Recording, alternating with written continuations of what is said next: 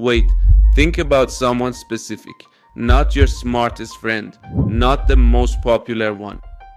The funny one, the kid who could make an entire classroom collapse into laughter It's a worker? before the teacher finished a sentence. Everybody loved him, almost nobody knew him, and that's not an accident, that's the story. Because some people learn how to fight, some learn how to disappear, and some learn to perform. And the terrifying part, you never even bought a ticket, because you never realized you were watching a show. The strange thing is, most people remember him years later, long after they've forgotten the grades, the teachers, the classrooms, the names. They still remember the funny kid, because laughter leaves fingerprints. A joke can survive longer than a conversation, longer than a friendship, sometimes longer than a life. And when people remember him, they usually remember the performance, not the person, the punchlines, not the pauses, the character, not the human being underneath it. And that's where this story begins. Because what if the funniest person in the room isn't the most carefree? What if he's the most practiced? What if what looks like confidence is actually choreography? Psychology has a name for this. Humor is considered one of the most sophisticated defense mechanisms a person can develop. Notice the wording, not weakness, not dysfunction. Sophisticated because unlike denial or avoidance, humor can turn pain into something useful, something social, something beautiful. It can transform discomfort into connection, chaos into meaning, fear into laughter. And for some people, it works almost too well. Imagine a kid walking into a room carrying tension he doesn't understand. Maybe loneliness, maybe shame, maybe grief, or maybe nothing dramatic at all. Just the ordinary confusion of being human. Then he says something funny. How do you say hello to Hitler? Beanie, how does Hitler say hello? The room erupts. Everyone relaxes. The tension disappears. The brain notices and learns. Do that enough times. And eventually the joke becomes more than a joke. It becomes a tool, then a habit, then a strategy, and then something much harder to recognize, an identity. Some studies have found that highly creative comedians tend to score higher on traits associated with unconventional thinking, the ability to connect ideas that don't normally belong together. That's what makes a joke work. A punchline is really just an unexpected bridge I'll have what she's having. between two distant things. The brain loves that surprise. 12% less.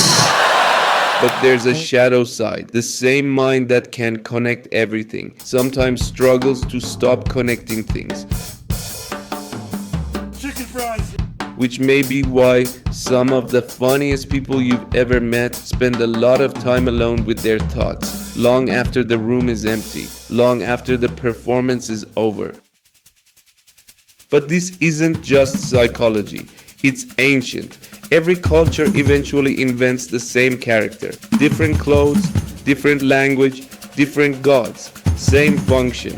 Loki, Nasruddin, Coyote, the trickster, the fool who somehow keeps telling the truth. The person who breaks the invisible rules of the room. The one who says what everyone else is thinking, but nobody is willing to say, and somehow gets away with it, at least for a while. It's my cue. Nasruddin rides his donkey backwards, embarrasses kings, makes ordinary people laugh at authority.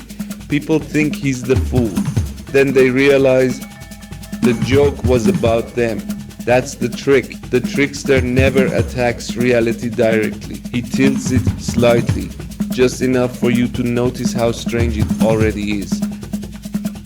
Medieval Europe understood this. That's why kings kept jesters. Think about that. Not philosophers. not generals, not priests, jesters. The one person allowed to mock power directly. Because criticism can be debated. Ridicule is harder to survive. You can argue against an accusation. It's much harder to argue against laughter. And that's why the jester was dangerous. Laughter is a devilish wind. Not because he was powerful, because he was free. And nobody understood this better than Tarkovsky. In Andrei Rublev, a wandering jester performs in a crowded tavern. People laugh. For a moment, they're free. For a moment, reality loosens its grip. Then soldiers arrive. The laughter stops. The jester is dragged away. Years later, he returns, broken, older, carrying the weight of everything that happened after the performance ended. And suddenly you realize something. The jester was never performing because life was easy. He was performing because life wasn't. Most people think masks hide people, but masks also shape them. Wear a mask long enough and eventually it starts wearing you. How do I take off a mask when it stops being a mask? When it's as much a part of me as I am? At first it's a tool, something you put on when you need it. A social skill, a defense mechanism, a performance. But the human brain loves efficiency. Anything repeated often enough becomes automatic, and that's where things begin to change. The joke no longer arrives because you choose it. The joke arrives before you do. Someone asks a serious question. The punchline appears instantly. An uncomfortable moment enters the room. The humor is already there waiting for it. A feeling starts rising inside you. The performance intercepts it before it reaches the surface. And after years of doing this, something strange happens. You stop protecting yourself with the mask. You start living through it. A character is predictable. A personality is messy.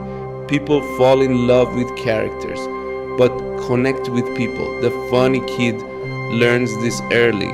The room rewards the character, so he repeats it until the performance succeeds completely, until everybody loves the version of you that performs.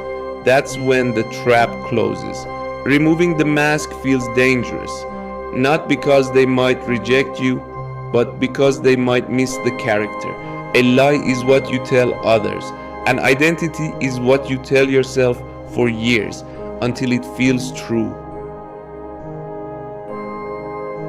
The problem begins when survival becomes identity. You stop choosing the mask and the mask starts choosing you. The joke repeats, the gesture repeats, the voice repeats, even when you're alone. This is how a performance becomes a reflex. The brain learns what gets rewarded and repeats it. Laughter becomes proof, approval becomes safety, attention becomes oxygen, so the act survives even when the moment is over. And after enough repetition, the mask no longer feels borrowed. It feels natural, not because it is, but because it worked. That's how survival hides itself, by masquerading as personality. But survival is not the same as selfhood. One protects you, the other reveals you. And if protection becomes permanent, you may keep functioning while disappearing. What happens when the room stops laughing? When someone looks directly at you and says, "No, seriously, are you okay?" For someone hiding behind performance, it's an ambush. Suddenly there is no shield, no script, no punchline, just you. Not because you're being judged, because you're being seen. If the performance never stops, that person remains a ghost in their own body. Silence reveals the cost. You are still standing, but the person underneath may no longer be reachable. And that may be the cruelest part, not that the mask fooled everyone else, that it worked on you. So what does the way out look like? someone asks if you're okay, and for the first time, you don't answer immediately. Nothing funny arrives, just silence. Inside that pause, someone else finally gets a turn, the person underneath. Discomfort isn't always a warning sign, sometimes it's a doorway. This is where the archetype changes. The fool performs without knowing why. The magician performs by choice. That is the difference between compulsion and consciousness. One is driven by hunger, the other by intention. Because the moment you know it's a mask, you can finally choose when to wear it, and more importantly, when to take it off. That choice changes everything. Performance is no longer a prison. It becomes a tool, and the self beneath it has room to breathe. Maybe that's all healing is, not becoming someone new, just no longer confusing survival with identity. The funniest person in the room may simply be waiting for someone to stay after the show ends. Before the mask stops being something you wear.